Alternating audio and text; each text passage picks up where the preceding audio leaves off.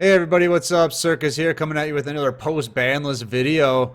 We got plenty of these coming for you because Konami handed down a ban list and it really shook up the meta. So joining me to talk about Element Sabers today is herf. What's up, buddy? How's it going?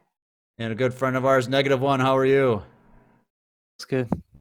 Now, before we started recording the video, we're trying to find a definitive deck list to show you, and we kept finding that there isn't really just one deck list, is there, herf?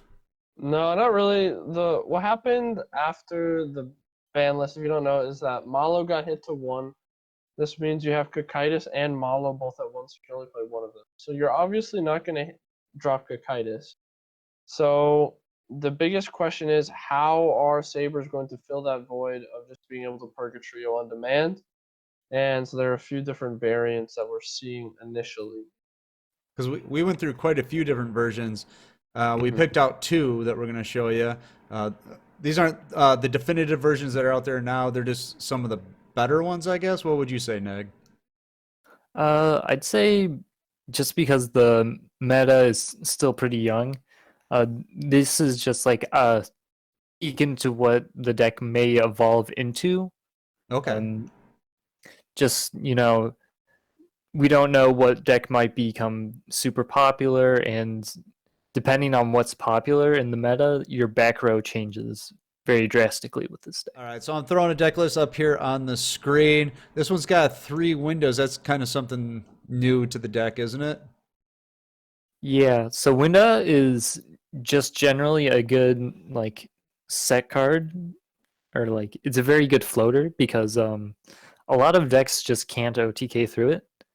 If you Okay. kill Winda, it can float into itself, or it can float into an extra deck Ulta Pelio or Ulti Petalfin, and those are like pretty big stat wise. So not a lot of decks can just OTK through it.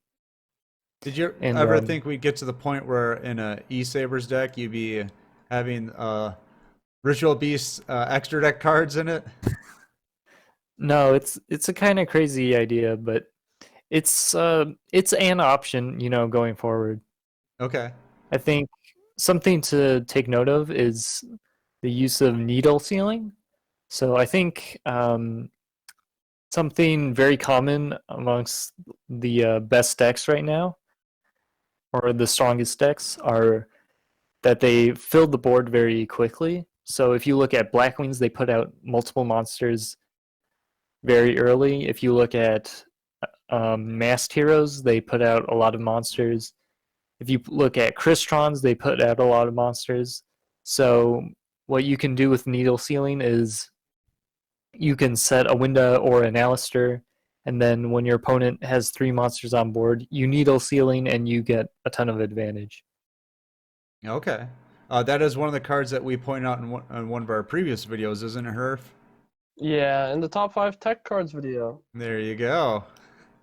Now, one thing I noticed is these decks are getting bigger. We kind of pointed that out before in Element Sabers that they're running 30 cards, but it seemed like some versions they still shrunk it down to 20 that I was seeing in tournaments.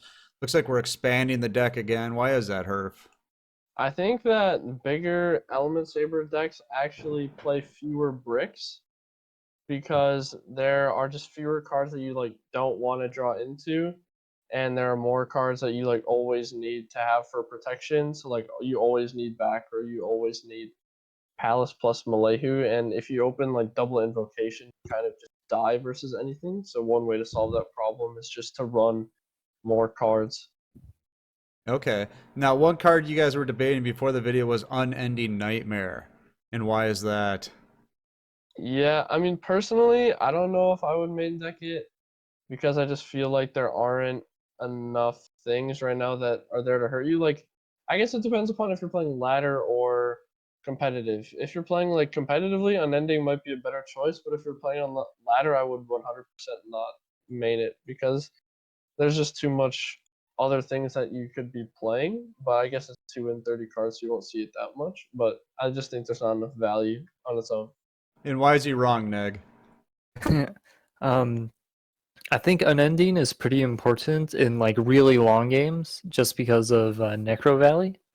So Necro Valley, because you can't run Malo and Cocytus because they're both at one, Necro Valley prevents you from summoning Purgatrio because you can't change the attributes in Grave to Fire and then banish them. So having at least some way to get into Purgatrio in like the grind matches is pretty important. With if you, even if you don't run two unending, I think you still would benefit from running one. Okay.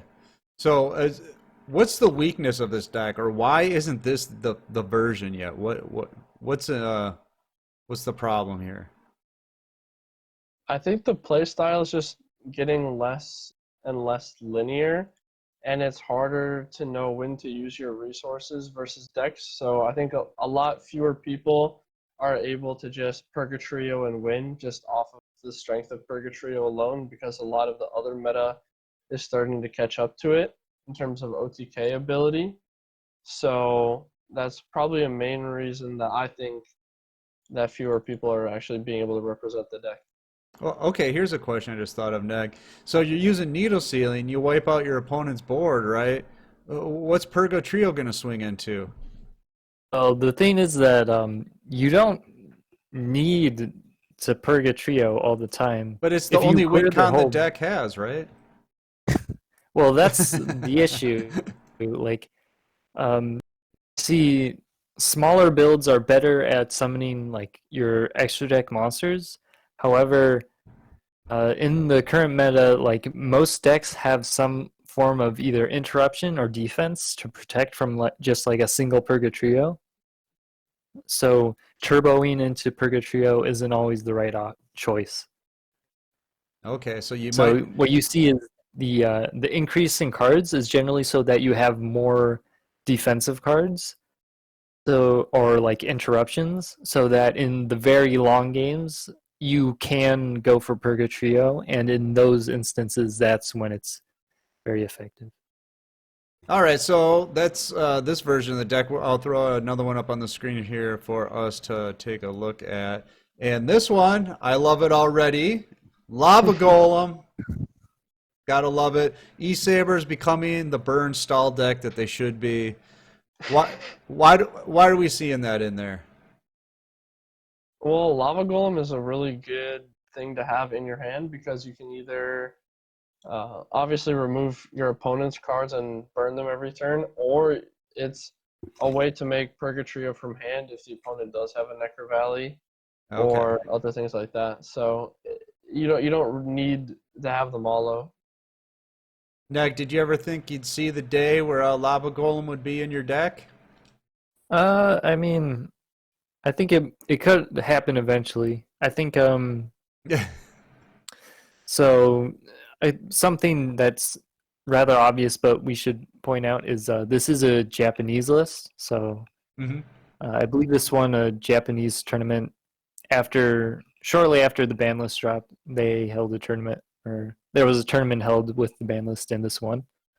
Okay. So some things to point out are that instead of clashes, it's running concentrating current and Hatronade. And generally, it doesn't have as much defense as the other builds. So you see, defensively, it's only got two Floodgate, two Sphere Kribo, two Lancia. Even if you could if you consider Lancia like a defensive card, generally you see Japanese deck building tends to have less defense and favors more offense. So that's why you may notice this trend. Okay, so you're saying probably the strength of this deck is more offensive rather than defensive. Is that kind of where the build is going in general, you think? Um, I think it's possible that the build is going to go that way. It's, as we said previously, it all depends on what gets popular and what gets most played. Okay.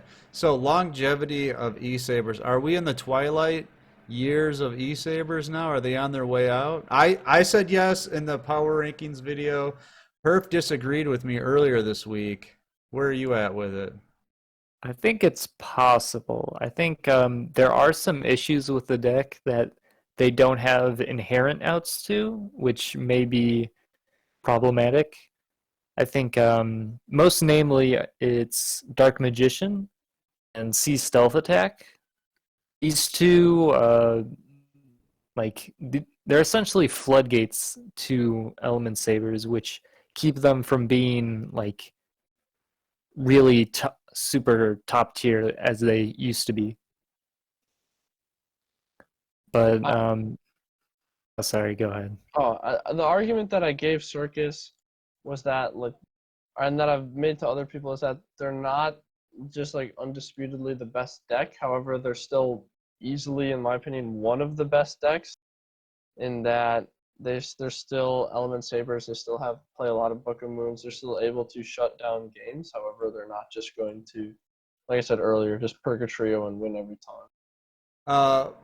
Everything changes from week to week. That's why we do these videos as often as we do. But last week, calling tournaments, watching tournaments over the weekend, I think I saw E-Sabers maybe once in the top 8 in one of the 4 tournaments that we did over the weekend. I think once. So maybe people aren't they're just not playing them right now because there's other things to play. Yeah, I think they're also harder to play than they used to be. Like you're not going to be able to misplay with Sabers and win anymore. Yeah, there's also just a lack of um, concerted effort on the deck. Just even here, you see a very vagueness on what is the best way to build the deck, and I think that hurts the deck's representation because when there's a deck and it's very clear how to build and how to play the deck, more people will play it. However, when there's a deck like Sabers and you know how to perhaps play the hands, however, if you don't know how to build the deck or even how many cards to run, it can be very challenging to, or that's a obstacle towards high representation. So maybe they're not completely in free fall, but they're definitely floundering right now. That they don't know how big the deck's supposed to be. They don't know the ratios. They just know that if you can get Malehu on the board, you get the Palace on the board, you can win some games, right? Yeah, I mean they're definitely like more grindy. They're not just going to be able to bully their opponents around, but we'll see.